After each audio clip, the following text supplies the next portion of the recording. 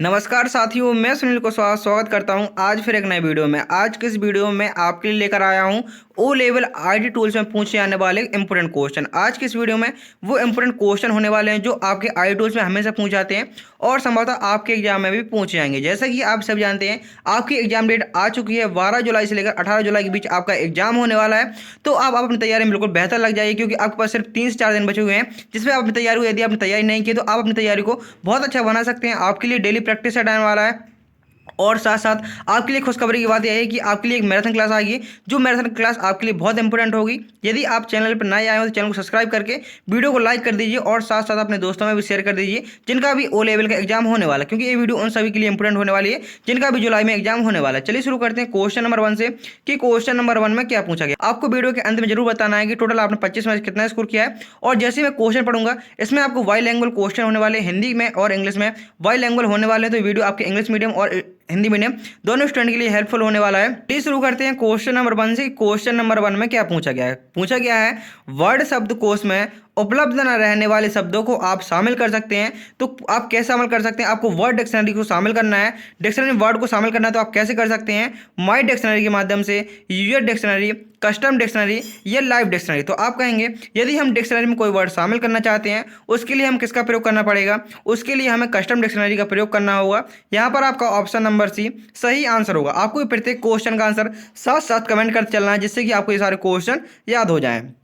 अगले क्वेश्चन में पूछा गया है पोर्ट्रेट का उपयोग पेज ओरिएंटेशन को संदर्भित करने के लिए होता है। जो पोर्ट्रेट होता है ये पेज ओरिएंटेशन को संदर्भित करने के लिए इसका प्रयोग किया जाता है। तो आंसर होगा इसका, आप किस प्रकार से उसको संदर्भित कर सकते हैं। जो पोर्ट्रेट साइज होता है, आप कहेंगे जो ओरिएंटेशन होते हैं वो कितने प्रकार के होते हैं? 2 प्रकार के होते हैं।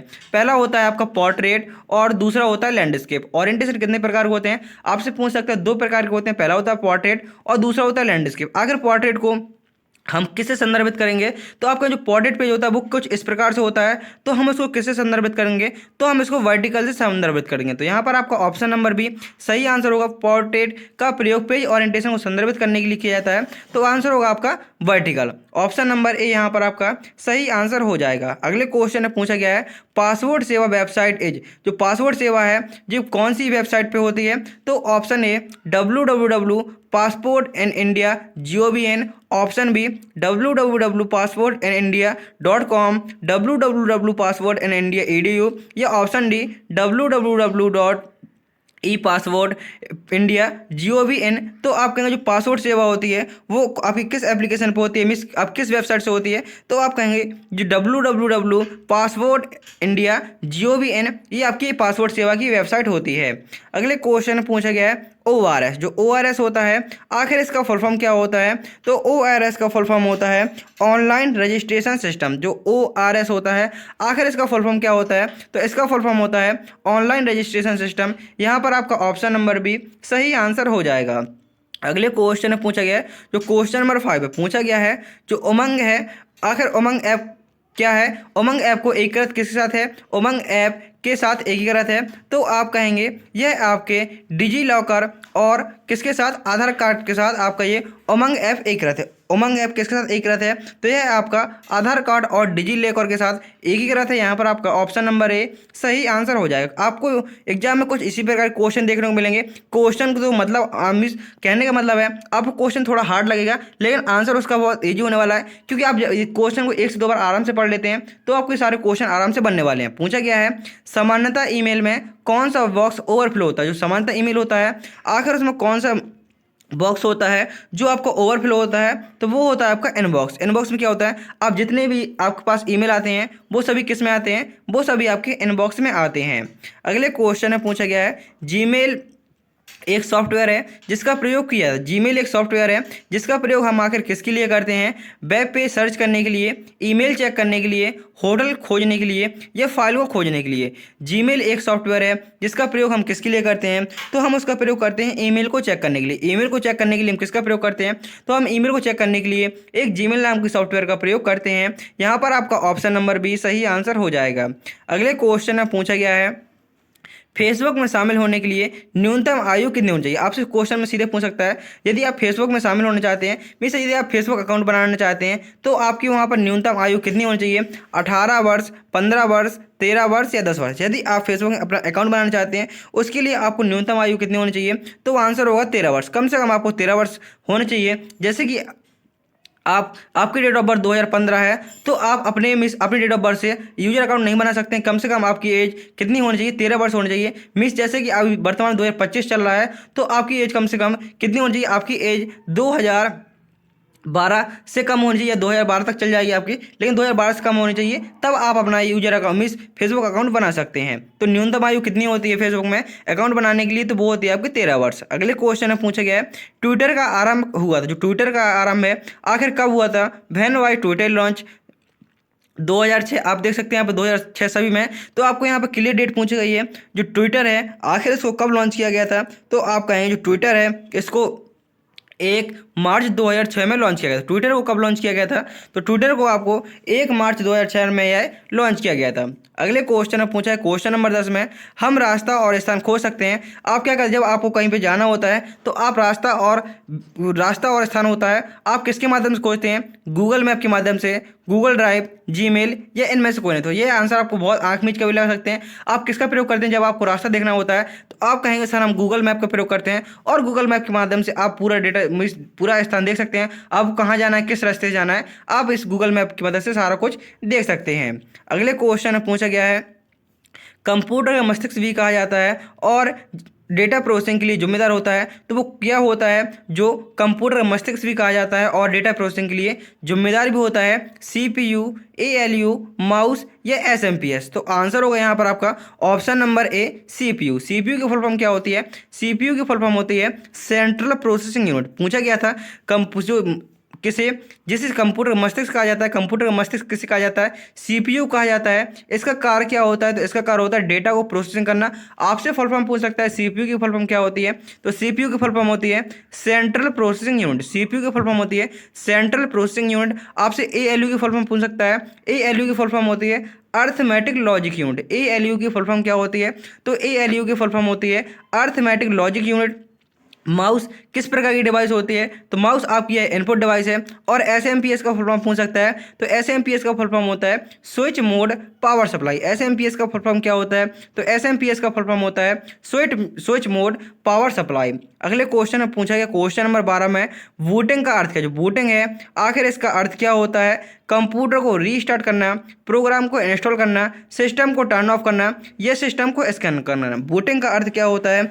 तो आपकी जो बूटिंग होती है उसका अर्थ होता है कंप्यूटर को रीस्टार्ट करना, रीस्टार्ट द कंप्यूटर, ये आपका बूटिंग का अर्थ होता है। यहाँ पर आपका ऑप्शन नंबर ये यहाँ पर आपका सही आंसर होगा। जैसे मैंने आप शुरू में कहा था, आपको प्रत्येक क्वेश्चन का आंसर देते चलना है। जैसे मैंने इसका आंसर बता दिया, तो आप बाद में कमेंट कर सकते हैं, लेकिन आपको आंसर कमेंट करना चलना है, जिससे कि आपको सारे क्वेश्चन याद हो जाएं। क्योंकि ठीक इसी प्रकार से आपके एग्जाम में भी क्वेश्चन आने वाले हैं। आप यहाँ पर देख सकते हैं आपके क्वेश्चन यहाँ पर बाइलिंगुअल है, तो आपके एग्जाम में भी क्वेश्चन आपके बाइलिंगुअल आने वाले हैं। पूछा गया है Core 2DU as type of. जो कोर ड्यू है आखिर ये क्या है एक प्रकार का? तो आप कहेंगे यह एक प्रकार का प्रोसेसर है।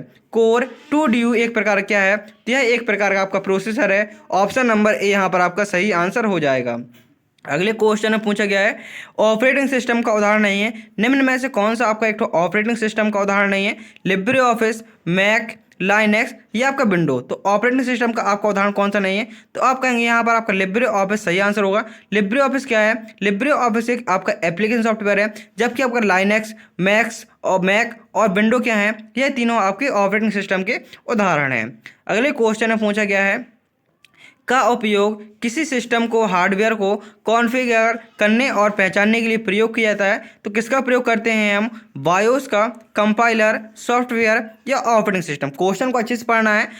हम किस सिस्टम का प्रयोग करते हैं, का उपयोग किसी सिस्टम में हार्डवेयर को कॉन्फ़िगर करने के लिए, पहचानने के लिए किसका प्रयोग किया जाता है? तो आप कहेंगे उसके लिए हमें किसका प्रयोग करना पड़ेगा? उसके लिए हमें ऑपरेटिंग सिस्टम का प्रयोग करना पड़ेगा। यहाँ पर आपका ऑप्शन नंबर डी सही आंसर हो जाएगा। अगले क्वेश्चन में पूछा गया है, लिब्रे ऑफिस राइटर सॉफ्टवेयर। जो लिब्रे ऑफिस राइटर है आखिर एक किस प्रकार का सॉफ्टवेयर है? एप्लीकेशन सॉफ्टवेयर है, सिस्टम सॉफ्टवेयर, कस्टमाइज या इनमें से कोई नहीं। तो आप कहेंगे जो लिब्रे ऑफिस राइटर है यह आपका एक एप्लीकेशन सॉफ्टवेयर है। ऐसे आपका इसी प्रकार से आपका एमएस ऑफिस हो जाएगा। एमएस ऑफिस भी किस प्रकार का सॉफ्टवेयर है, यह भी आपका एक एप्लीकेशन सॉफ्टवेयर है।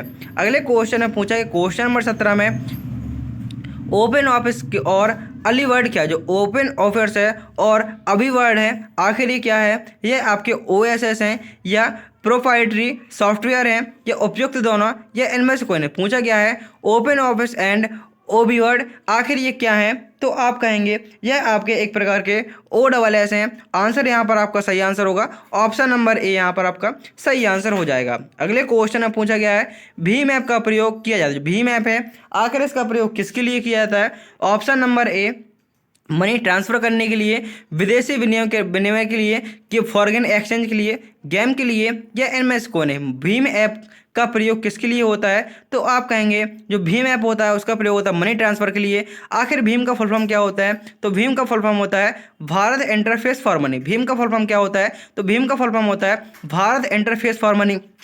और आपके लिए एक खुशखबरी की बात ये होने वाली है कि आप मेरे यूट्यूब चैनल पे जाएंगे और वहाँ पर आपको ट्रिपल सी मैराथन के नाम से क्या मिलेंगे, ट्रिपल सी मैराथन के नाम से कुछ मैराथन मिलेंगी जो बहुत अच्छी मैराथन है, जिसमें मैंने आपके पूरे 9 चैप्टर पूरे कराए हैं। प्रत्येक चैप्टर जो इंपॉर्टेंट क्वेश्चन बन सकते हैं उन सभी क्वेश्चन को कराया है। तो आप उस मैराथन क्लास को देख लीजिए, क्योंकि आपको जो ट्रिपल सी का कोर्स है, आपके ट्रिपल सी कोर्स और ओ लेवल के आई टूल्स का कोर्स आपका समान है।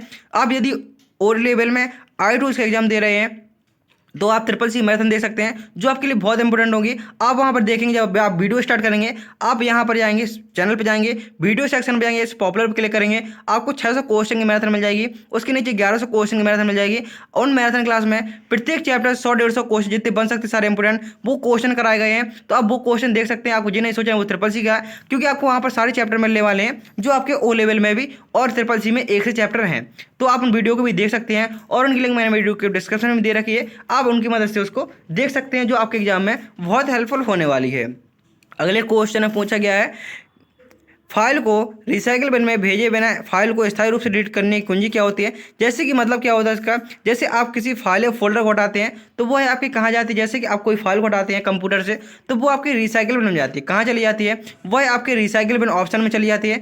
आप चाहते हैं आप किसी फाइल को डिलीट करें और वह रिसाइकल बिन में ना जाए, वह हमेशा के लिए परमानेंटली हट जाए, तो आपको कौन सी कुंजी का प्रयोग करना होगा, शिफ्ट प्लस डिलीट का, कंट्रोल डिलीट या आर्ट डिलीट, या इनमें से कोई नहीं। तो आप कहेंगे यदि हम किसी फाइल को हमेशा के लिए हटाना चाहते हैं, वो रिसाइकल बिन में भी नहीं जाए, क्योंकि आपकी जो फाइल है रिसाइकल बिन में जाती है, आप उसको रीस्टोर कर सकते हैं। आप उसको रीस्टोर नहीं करना चाहते, मीन्स हमेशा के लिए हटाना चाहते हैं, तो आप किसका प्रयोग करेंगे, वहाँ पर आप शिफ्ट प्लस डिलीट का प्रयोग करेंगे। सबसे पहले फाइल पर क्लिक करेंगे जिसको हमेशा के लिए हटाना होगा, और उसके बाद शिफ्ट प्लस डिलीट कुंजी प्रयोग करेंगे तो वो फाइल आपकी हमेशा के लिए हट जाएगी। जो फाइल आपके हमेशा के लिए हट जाएगी तो आप किसका प्रयोग करेंगे, शिफ्ट प्लस डिलीट का। और आप चाहते हैं यदि आपकी फाइल रिसाइकल बिन में जाए तो रिसाइकल बिन में भेजने के लिए आप किसका प्रयोग करेंगे, डिलीट कुंजी का प्रयोग करेंगे। यदि फाइल को हमेशा के लिए हटाना चाहते हैं उसके लिए आपको शिफ्ट प्लस डिलीट कुंजी का प्रयोग करना पड़ेगा। वो आपसे परमिशन मांगेगा क्या आप फाइल को परमानेंटली हटाना चाहते हैं, तो हटाना चाहते हैं तो यस कर देंगे, और नहीं हटाना चाहते हैं तो क्या कर देंगे, नो कर देंगे। अगले क्वेश्चन में पूछा क्वेश्चन नंबर 20 में लिब्रे ऑफिस में प्रेजेंटेशन प्रोग्राम। जो लिब्रे ऑफिस है आखिर इसमें प्रेजेंटेशन प्रोग्राम क्या है, राइटर, कैल्क या इम्प्रेस। तो प्रेजेंटेशन प्रोग्राम है वो आपका इम्प्रेस होता है। ऑप्शन नंबर यहाँ पर आपका ई नहीं है, सी है। ऑप्शन नंबर सी सही आंसर होगा। लिब्रे ऑफिस राइटर का आपसे एक्सटेंशन नेम पूछ सकता है। जो लिब्रे ऑफिस राइटर होता है इसका एक्सटेंशन नेम होता है .odt, कैल का होता है .ods और इम्प्रेस का होता है .odp। आपसे इन 3 क्वेश्चन में से एक क्वेश्चन पूछने की पूरी संभावना है। राइटर का होता है .odt, कैल का होता है ods और इम्प्रेस का होता है .odp। ये आपके एक्सटेंशन नेम होते हैं। यदि आपने वीडियो को लाइक नहीं किया तो वीडियो को लाइक करके अपने दोस्तों के साथ साथ शेयर करते चलिए। नेक्स्ट क्वेश्चन है क्वेश्चन नंबर 21 कंपाइलर एक उदाहरण। जो कंपाइलर एक किसका उदाहरण है, ऑप्शन है एप्लीकेशन सॉफ्टवेयर का, सिस्टम सॉफ्टवेयर, ऑपरेटिंग सॉफ्टवेयर या इनमें से कोई नहीं। कंपाइलर एक उदाहरण है। कंपाइलर आखिर यहाँ पर किसका उदाहरण है, तो आप कहेंगे जो हमारे कंपाइलर होते हैं एक प्रकार के ट्रांसलेटर होते हैं और यह आपके सिस्टम सॉफ्टवेयर के उदाहरण होते हैं। ऑप्शन नंबर बी यहाँ पर आपका सही आंसर होगा। कंपाइलर क्या होते हैं, तो कंपाइलर होते हैं आपके ट्रांसलेटर जो आपके सिस्टम सॉफ्टवेयर होते हैं। अगले क्वेश्चन में पूछा गया है एक वर्ड डॉक्यूमेंट में हैंगिंग इंडेंट बनाने के लिए किस शॉर्टकट कुंजी का प्रयोग करते हैं? तो हैंगिंग इंडेंट बनाने के लिए आपको कौन सी कुंजी का प्रयोग करना पड़ता है? तो आपको यहाँ पर सारी शॉर्टकट कुंजी पता होनी चाहिए। किससे क्या होता है? तो सबसे पहले आप कहेंगे हमें कंट्रोल यू से पता है। कंट्रोल यू से क्या होता है? कंट्रोल यू से अंडरलाइन होता है। कंट्रोल एस से क्या होता है? कंट्रोल एस से रिप्लेस होता है। कंट्रोल डी से क्या होता है? आप किसी शेप्स को डुप्लीकेट करना चाहते हैं तो कंट्रोल डी से कर सकते हैं, और इसे आप फॉन्ट बॉक्स को भी खोल सकते हैं। कंट्रोल टी से क्या होता है? तो कंट्रोल टी से आपका हैंगिंग इंडेंट होता है। मीन्स यहाँ पर आपका ऑप्शन एलिमेंट भी लग सकता है, क्योंकि मैंने कहने का मतलब है जैसे आपको 3 ऑप्शन के बारे में पता है कि आपके हैंगिंग इंडेंट के नहीं है, तो यहाँ पर आपका ऑप्शन नंबर ए सही आंसर होगा। क्या होगा? Control plus T. Option number A यहाँ पर आपका सही आंसर हो जाएगा। अगले क्वेश्चन में पूछा गया है, एक हार्ड डिस्क ड्राइव को जो एक हार्ड डिस्क होती है ड्राइव को जाता है संग्रहण माना। मिस कहने का मतलब उसको जो है एक हार्ड ड्राइव को संग्रहण के लिए माना जाता है, तो वो आपकी किस प्रकार की होती है? हार्ड डिस्क को किस प्रकार की होती है? वोलेटाइल, नॉन वोलेटाइल, या दोनों, या इनमें से कोई नहीं। जैसे आपकी रैम होती है, रैम किस प्रकार की मेमोरी होती है? तो यह होती है आपकी वोलेटाइल मेमोरी, और जबकि रोम होती है आपकी होती है नॉन वोलेटाइल मेमोरी। तो पूछा गया जो हार्ड ड्राइव होती है, जो हार्ड डिस्क होती है, आखिर ये किस प्रकार के संगठन माना जाता है? तो आप कहेंगे जो हार्ड डिस्क होती है ये आपकी नॉन वोलेटाइल होती है। वोलेटाइल और नॉन वोलेटाइल में क्या अंतर होता है? ये अंतर होता है जैसे आप कंप्यूटर पर कुछ भी कार्य करते हैं तो वो सभी सेव होता है, लेकिन किस में सेव होता है? वो आपका रैम में सेव होता है, तो वो आपको वोलेटाइल होती है। मीन्स कहने का मतलब है लाइट जाने के बाद जो डेटा हट जाता है वो आपका वोलेटाइल मेमोरी में जाता है, और लाइट जाने के बाद जो डेटा सेव बना रहता है वो आपका नॉन वोलेटाइल होता है। अगले क्वेश्चन में पूछा गया है इंटरनेट के जो इंटरनेट है आखिर यह क्या होता है? तो इंटरनेट सभी लोग यूज करते हैं और बहुत अच्छे से करते हैं। तो आखिर इंटरनेट क्या होता है? तो इंटरनेट होता है विभिन्न नेटवर्कों का विशाल संग्रह। विभिन्न नेटवर्कों का विशाल संग्रह आपका क्या कहलाता है? इंटरनेट कहलाता है। एंड आपका लास्ट क्वेश्चन नंबर 25 में ब्लॉकचेन किस रूप में डेटा को स्टोर करता है? जो ब्लॉकचेन होता है आखिर ये किस प्रकार से डेटा को स्टोर करता है? लाइन में, सर्कल में, रेम्बोस में, या ब्लॉक में? तो ब्लॉकचेन होता है यह डेटा को आपको ब्लॉक्स में क्या करता है? संग्रहित करता है। यहाँ पर आपका ऑप्शन नंबर डी सही आंसर होगा। इस प्रकार से आपके यहाँ पर 25 क्वेश्चन पूरे होते हैं। उम्मीद करता हूँ कि आपको वीडियो पसंद आया होगा। यदि आपने वीडियो को लाइक नहीं किया तो वीडियो को लाइक करके चैनल को सब्सक्राइब करके अपने दोस्तों में भी शेयर कर दीजिए। मिलते हैं नेक्स्ट वीडियो में। थैंक यू, टेक केयर, जय हिंद, जय भारत, वंदे मातरम।